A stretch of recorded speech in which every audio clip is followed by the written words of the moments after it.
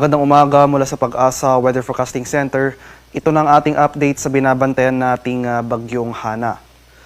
Kaninang alas 4 ng umaga, huling namataan yung sentro ng mata ni bagyong Hana sa layong 215 kilometers north-northeast ng Itbayat, Batanes. Ito ay may taglay na lakas ng hangin na malapit sa gitna na umaabot sa 150 kilometers per hour. So nakita po natin bahagyang lumakas ito as compared sa mga nakarang oras at yung mga pagbugso nito ay umaabot ng 185 kilometers per hour.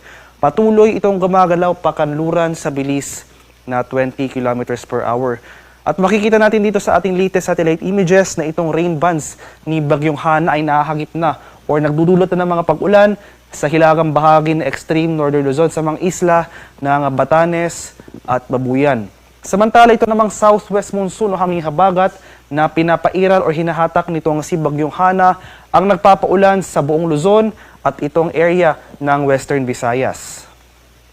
Para naman sa magiging galaw at lakas ni bagyong Hana sa mga susunod na araw, inaasahan natin na magpapatuloy yung generally westward o yung pakanlurang paggalaw ni Hana sa mga susunod na oras. So makikita natin dito sa ating track, habang binabaybay ni Hana itong karagatan sa silangang bahagi ng Taiwan, asahan natin na mas lalakas pa or mas slightly intensify itong bagyong ito. Posible itong maglandfall sa silangang bahagi o sa silangang baybayin ng southern Taiwan mamayang hapon o sa gabi. At habang binabaybay nitong Hana ang kalupaan ng Taiwan mamayang gabi, asan na rin natin yung weakening o yung paghina ng nasabing bagyo.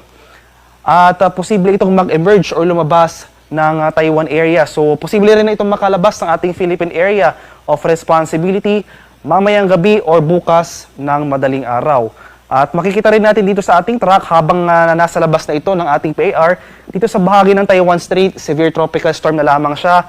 Magpapatuloy yung paghina ng nasabing bagyo in a tropical storm bago maglandfall o yung pangalawang landfall nito sa second and final landfall na nasabing bagyo sa coast ng Guangdong or Fujian sa China pagsapit naman ng Martes. And eventually, magiging tropical depression na lamang to and mas mag-weaken pa ito into a remnant low. At ngayong umaga, nakatas pa rin itong tropical cyclone wind signal number 1 sa mga areas ng Batanes at nagdagdag na rin po tayo ng wind signal number 1 sa northern portion ng Babuyan Islands, dito sa Babuyan Islands at Calayan Islands. Kaya sa mga nabanggit lugar within the next 36 hours, posible pa rin tayong makaranas ng mga malalakas na hangin na dala nitong si bagyong Hana.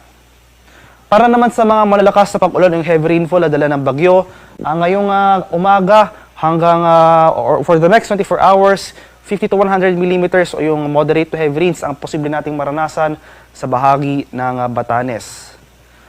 Samantala, ito namang hanging habagat, ito yung mas magiging concern natin sa malaking bahagi ng Luzon sa mga susunod na araw or for at least for the next 24 hours.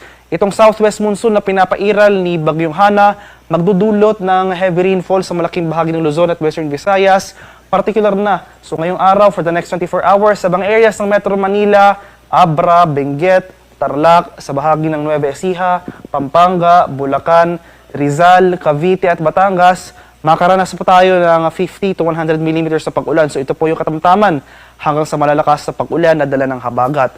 100 to 200 millimeters naman of rainfall ang ating inaasahan. So heavy to intense rains, malalakas hanggang sa matitinding pag-ulan sa bahagi ng Ilocos Region, Zambales, Bataan at Occidental Mindoro. Magpapatuloy pa yung mga pag-ulan sa mga nabanggit lugar hanggang bukas. So madadagdagan pa actually. Makakaranas rin tayo ng mga pag-ulan sa bahagi ng Northern Palawan at Antique and magpapatuloy yung malalakas or matitinding pag-ulan sa western section ng bansa. Inulit ko po sa mga areas ng Ilocos Region, Zambales, Bataan at Occidental Mindoro. Pagsapit naman ng Tuesday or sa Martes ay magpapatuloy mga pag-ulan sa malaking bahagi ng ating bansa. Bahagyang mababawasan yung mga pag-ulan sa bahagi ng Ilocos Region at Occidental Mindoro. Pero gayon pa man po, asahan pa rin natin na ang mga pag-ulan na ito ay posible magpabaha dahil sa mga nakarang araw ay tuloy-tuloy na pag-ulan na po ang ating naitala. Posibleng saturated na ating mga lupa sa mga nabanggit na lugar. Kaya nananatiling mataas yung tsansa ng mga biglang pagbaha at pagguho ng lupa sa mga susunod na araw. posible rin ang pag-apaw ng ating mga ilog at dalampasigan. Kaya patuloy po tayo mag-monitor ng mga heavy rainfall warnings na ini-issue ng ating Pag-asa Regional Center sa ating mga lokalidad, sa ating mga social media accounts.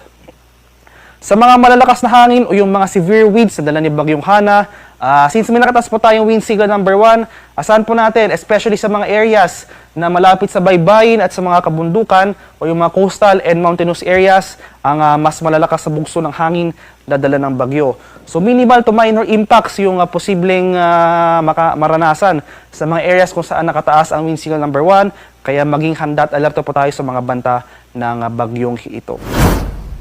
Sa mga hangin naman or yung mga pabugso-bugsong hangin o yung gusty conditions na dala naman ng habagat na pinapairal nitong si Hana.